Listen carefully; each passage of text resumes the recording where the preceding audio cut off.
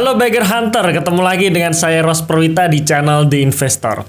Karena semua orang sedang ngomongin tentang resesi, maka saya pun juga ingin ngomong tentang resesi. Tapi kalau sudut pandang saya adalah saya melihat apakah tahun depan ini punya potensi resesi atau tidak, itu tergantung dengan apa yang terjadi di saat ini.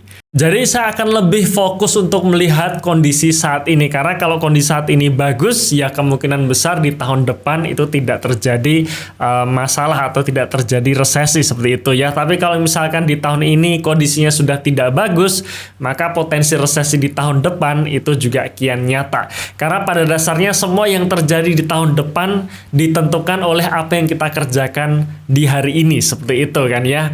Nah, ngomong-ngomong mengenai makroekonomi, sebenarnya kalau menurut saya itu kita hanya melihat tiga hal ini saja. Yang ini juga bisa dikatakan mewakili kondisi makroekonomi suatu negara ya. Yang pertama adalah pertumbuhan ekonomi suatu negara. Ya, itu penting ya, pertumbuhan ekonominya, karena itu yang dikejar oleh semua negara.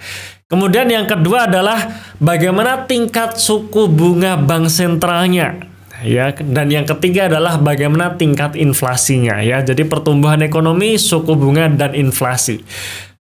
Kurs mata uang itu biasanya mengikuti suku bunganya ya. Jadi sebenarnya pergerakan kurs mata uang asing terhadap mata uang lokal ini juga mempengaruhi kondisi, tapi biasanya ini mengikuti dari tingkat suku bunganya ya. Nah, jadi kita akan lihat dari tiga hal ini saja: pertumbuhan ekonomi, inflasi, dan juga suku bunga. Terus pertanyaan selanjutnya, kira-kira yang kita lihat negara mana saja gitu ya. Menurut saya tiga negara ini yang kita lihat. Yang pertama adalah Amerika. Kenapa Amerika? Karena mau nggak mau transaksi kita untuk luar negeri ya, transaksi Indonesia dengan luar negeri masih menggunakan mata uang dolar. Ya, mata uang US dolar Amerika ya. Itu yang pertama yang perlu kita lihat ya. Kemudian yang kedua yang perlu kita lihat juga adalah negara China ya. Kenapa? Karena China ini partner dagang terbesar kita, partner dagang terbesar dari negara kita, negara Indonesia. Jadi kalau China bermasalah, nah berarti bisa jadi sektor real di Indonesia pun itu juga bisa bermasalah juga ya. Tapi kalau Cina baik-baik saja, kondisi ekonomi di Indonesia ini bisa dikatakan juga ikut baik-baik saja. Itu yang kedua. Dan yang ketiga ya otomatis kita juga perlu melihat negara kita sendiri, yaitu negara Indonesia. Apakah kondisi kita baik-baik saja atau tidak. Terus bagaimana dengan negara lain seperti Eropa, kemudian Jepang, dan sebagainya? Kalau menurut saya sih itu tetap kita lihat, tapi bukan acuan utama ya, bukan acuan utama. Karena acuan utama kita menurut saya dua negara ini ya, Amerika dan juga China. Oke, sekarang kita ngelihat pertumbuhan ekonomi Amerika ya secara kuartalan ya. Jadi bukan tahunan tapi secara kuartalan. Kalau pengertian resesi sendiri kan adalah bagaimana pertumbuhan ekonomi secara kuartalan ini minus 2 kuartal berturut-turut, maka di situ sudah terkonfirmasi resesi ya. Dan sekarang kita ngelihat nih pertumbuhan ekonomi Amerika secara kuartalan di tahun 2022 ini ternyata selama 2 kuartal berturut-turut mengalami pertumbuhan yang minus ya, alias pertumbuhan ekonominya turun.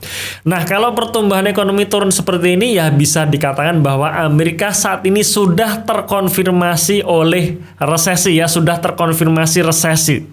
Ya, tapi sebenarnya kalau kita ngelihat pertumbuhan GDP secara tahunannya itu pun masih tumbuh sebenarnya. Jadi walaupun pertumbuhan secara kuartalan turun, tapi secara year on year, secara tahunannya itu masih naik. Tapi tetap ya kita anggap Amerika saat ini sudah dalam kondisi resesi. Oke, selanjutnya bagaimana dengan inflasi Amerika? Ya, inflasi Amerika juga mengalami kenaikan yang signifikan ya. Bahkan masuk di tahun 2022 ini pernah menyentuh level 9,1%. Cuman teman-teman sekalian kalau kita ngelihat secara kuartalan berikutnya ya, secara bulanan ini ya, bisa dikatakan inflasi Amerika sekarang sudah mulai menurun ya, dari 9,1% menjadi 8,5, 8,3 dan terakhir 8,2% ya. Walaupun masih tinggi tapi secara tren sudah menurun dan harapannya ini juga terus mengalami penurunan Seperti itu ya. Oke. Kemudian bagaimana dengan China sendiri? Nah, China kebetulan barusan sudah mengeluarkan data pertumbuhan ekonomi secara kuartalan dan ternyata secara mengejutkan di kuartal ketiga tahun 2022 ini China membukukan pertumbuhan ekonomi yang positif 3,9%. Ya, dimana di kuartal 2 sempat turun 2,7% dan ini diakibatkan oleh kebijakan zero covid ya, di mana akhirnya China melakukan lockdown lagi. Tapi ternyata di kuartal 3-nya membukukan ya atau mengalami pertumbuhan ekonomi yang positif ya, dan ini tentu saja kabar yang bagus buat kita. Artinya apa? Artinya permintaan Cina ternyata tetap bagus. Kalau permintaan dari Cina bagus, maka kita pun bisa tetap terus ekspor ke Cina. Kemudian dari sisi kita yang impor dari Cina berarti barangnya pun juga masih ada ya. Cuman memang PR-nya satu ya, ketika kurs dolarnya naik maka mau nggak mau walaupun kita impor dari Cina itu tetap membuat harga bahan bakunya mahal. Oke, sekarang kita ngelihat inflasi di Cina ya. Inflasi di Cina ternyata sangat terkendali. Ya, sangat terkendali. Di tahun 2022 ini berkisar di level 2,5% saja ya. Terakhir keluar yaitu datanya adalah di 2,8%. Jadi inflasi Cina terkendali, artinya ini juga bisa dikatakan kondisi ekonomi Cina itu masih bagus.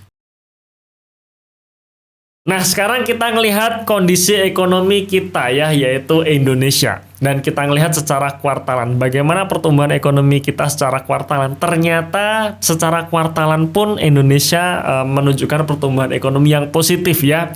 Memang di tahun 2022 ini di kuartal 1 pertumbuhan ekonomi kita minus. Ya, gara-gara kalau kita masih ingat waktu itu masih ada varian COVID ya, varian Omicron yang dimana sebenarnya itu variannya tidak terlalu berbahaya. Tapi kemudian di kuartal 2 akhirnya pertumbuhan ekonomi kita sudah positif 3,7% ya, dimana kalau kita ngelihat berita secara tahunannya itu lompat 5,4%, secara kuartalannya itu naik 3,7%, jadi positif ya. Indonesia tidak dalam keadaan resesi, dan saya yakin di kuartal 3 nanti pun pertumbuhan ekonomi kita juga masih bagus, masih positif, karena kalau kita ngelihat sekitaran kita ternyata orang-orang masih pada bekerja ya, jalanan rame, toko-toko rame dan sebagainya ya. Jadi menurut saya Indonesia terbebas dari masalah resesi untuk tahun ini. Nah, yang menarik adalah kita ngelihat pertumbuhan ekonomi kita ditopang dari mana. Di triwulan 2 2022 di mana pertumbuhan ekonomi kita secara year on year itu naik 5,4%, kemudian secara kuartalan naik 3% lebih. Nah, ternyata penyumbangnya adalah dua hal ini ya, yaitu konsumsi rumah tangga kita tumbuh tinggi. Ya, artinya apa? Artinya walaupun bisa kita ngelihat adanya inflasi, kemudian harga bahan pokok ini pada naik, tapi ternyata konsumsi kita tetap tinggi ya. Kalau kita ngelihat walaupun harga bahan pokok ini naik, ternyata naiknya pun juga nggak separah di luar negeri seperti itu ya, nggak sesignifikan di luar negeri, tapi masih di batas yang normal ya. Misalkan dari 10.000 menjadi 11.000 atau 12.000 itu masih dalam tahap yang normal ya, dalam tahap kenaikan yang normal, jadi nggak separah luar negeri ya. Artinya apa? Artinya bisnis-bisnis di lokalan ini bertumbuh ya, berkembang dengan bagus, sehingga untuk sektor-sektor, istilahnya sektor-sektor yang dia memiliki basis konsumen di lokal yang kuat ya, basis konsumen di mayoritas di lokal ini, dia bisa tetap survive ya. Pertama itu. Kemudian yang kedua, pertumbuhan ekspor ya. Nah, kira-kira pertumbuhan ekspor apa yang dimaksud? Yang jelas ya adalah ekspor dari komoditas, karena Indonesia ini diuntungkan dengan krisis yang terjadi di luar negeri, khususnya di Eropa, yaitu krisis energi yang membuat harga batu bara naik, dan kita sendiri adalah penghasil batu bara salah satu yang terbesar di dunia.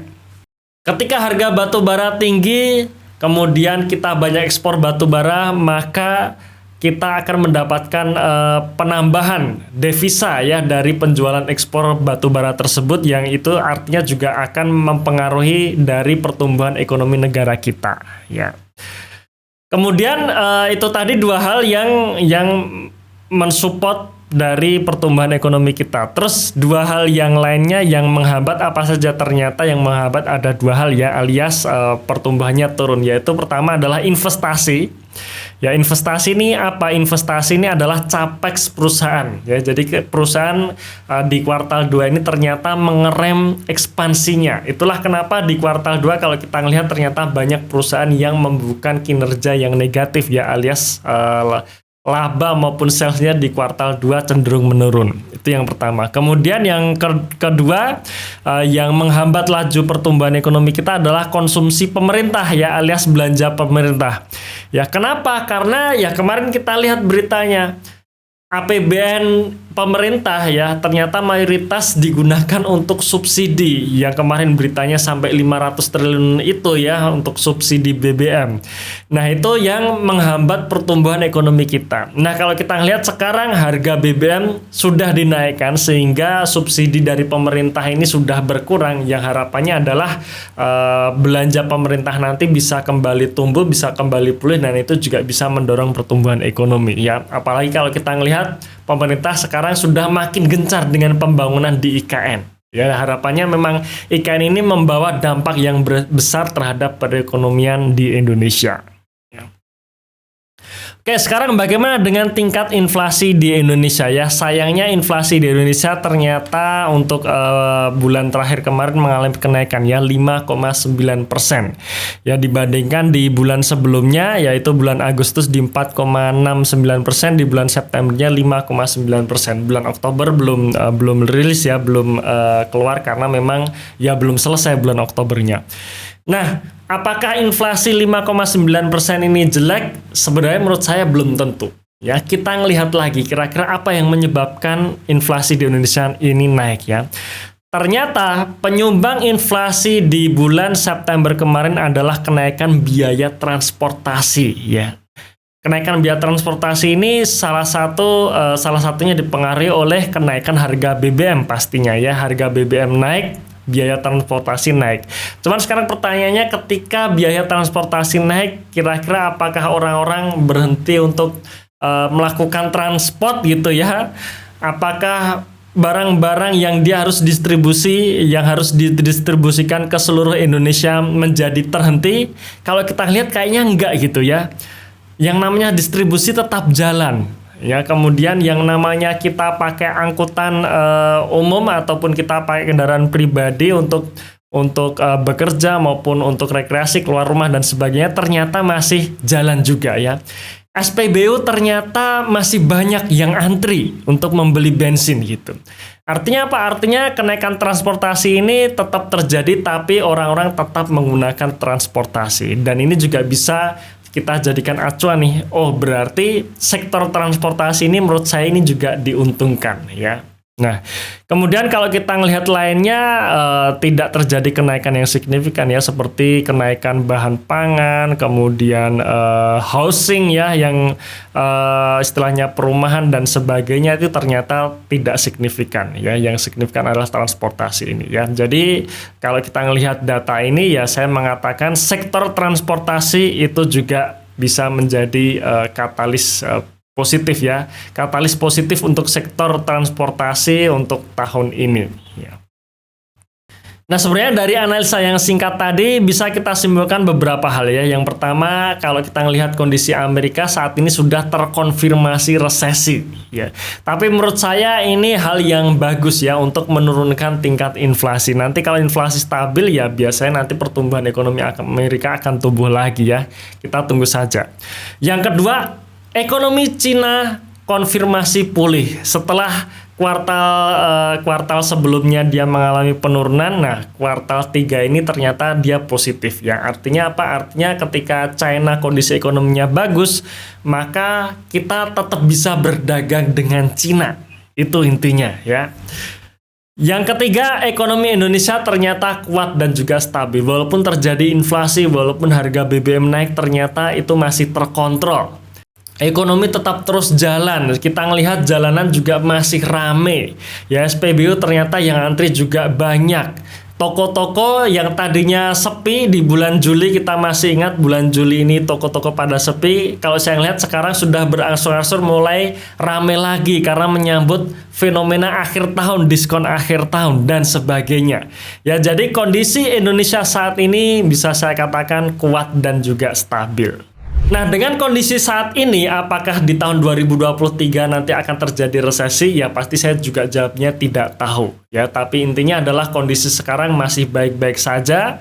Ya, saya pun juga masih optimis IHSG sekarang sudah rebound. Tapi tetap intinya kita juga perlu hati-hati, perlu persiapkan untuk di tahun 2023 nanti. Karena di tahun 2023 ini masih misteri ya.